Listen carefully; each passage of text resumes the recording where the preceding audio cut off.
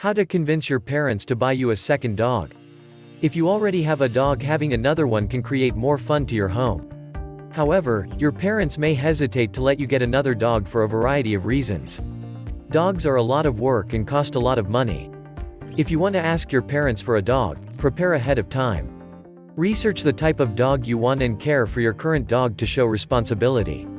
Talk to your parents directly about wanting a dog. Be calm and mature and try to compromise if they say no.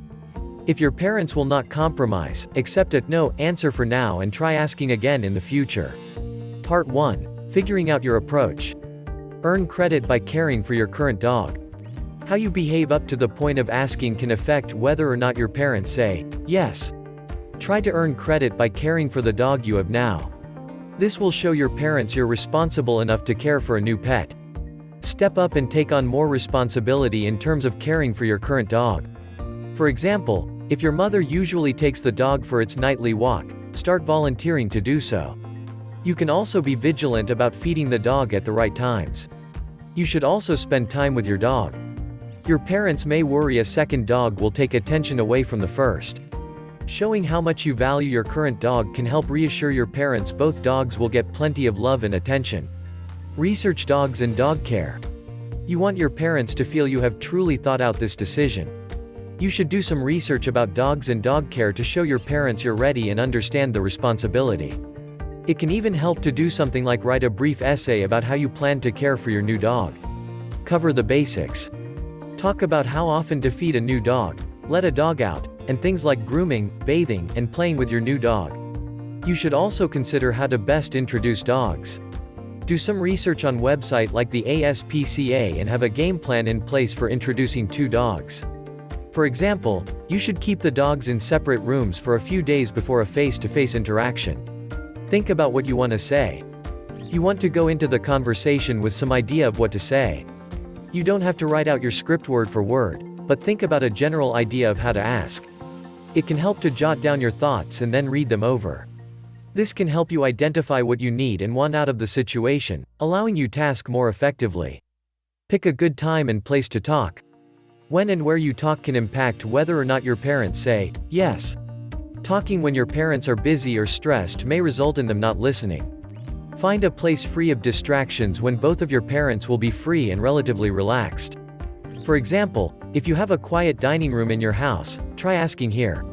If your parents, say, sit in the dining room and have coffee on Saturday mornings, this will be a good time to ask as they'll be relatively relaxed. Part 2. Talking to your parents. Discuss the positives. Try to make a new dog sound enticing. Bring up the potential positive aspects of having a new dog. For example, you can talk about how a new dog could keep your current dog company. You could also talk about the potential benefits for the family. Have a new dog to train, walk, and play with will give everyone more exercise.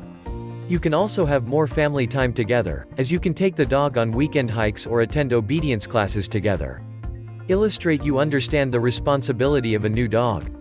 A lot of kids decide they want animals on a whim. Your parents may feel you have no thought this through on a practical level. Illustrating that you have will make you look responsible enough to handle a second dog, so tell your parents how you plan to care for the dog. Talk about how you understand there will be extra work. For example, say, I'll make sure to let the dog out and feed it. Bring up anything you learned while researching introducing a new dog into the home. For example, say, we can introduce the dog slowly. The new dog can stay in my room until Sparky gets used to having another dog here. Show gratitude. Your parents may be hesitant to say yes if you come off as entitled. Showing a little gratitude can go a long way in terms of getting a yes answer. Tell your parents how much you respect them when asking for a dog.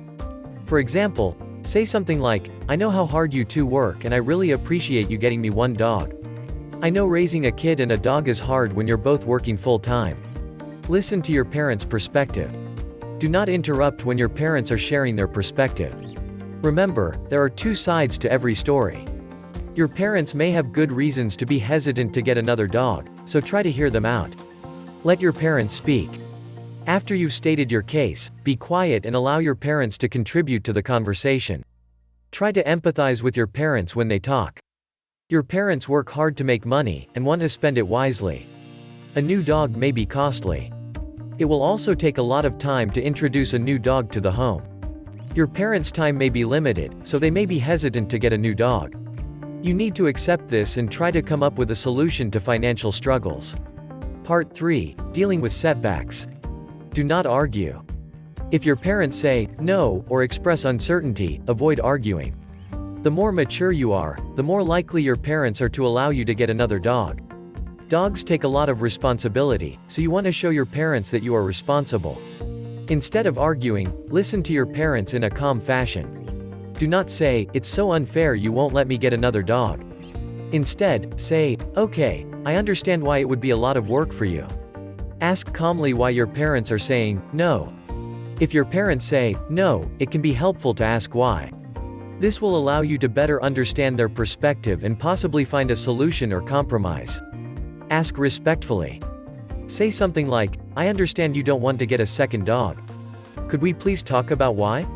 See if you can offer something in exchange. Your parents may want you to learn the value of work and responsibility. If you can offer to earn the dog in some way, they may agree to get one eventually. For example, you can offer to bring up your grades in exchange for a dog. If your parents say no initially, gently introduce the topic of you earning the dog. Try asking first. Say something like, "Is there any way I could earn the dog as a reward?" Provide your parents with some examples of what you would do to earn the dog. For example, "I know you're not happy with my math grade. What if I tried to bring that up in exchange for the dog?" Offer to pay for some of the expenses. If cost is an issue, offer to pay. If you have a part-time job, or are willing to get one, see if your parents would agree to get a dog if you paid some of the expenses. You can offer to pay the adoption fee at the shelter, for example, or to pay for things like new supplies. Say something like, "If money is an issue, I can pay for the adoption fee. I can start saving money from my paper route until I have enough." Accept a no for now. Even if you ask calmly and maturely, your parents may still say no. A dog is a big responsibility for both you and your parents, and they may not be up to get another one right now. Instead of arguing, maturely accept the no answer for now. In the future, your parents will be more likely to reconsider if you take a no with grace in the present. End the conversation on a good note. Say something like, "Okay, I understand you don't want a new dog right now. Thank you for listening to me anyway. I appreciate it.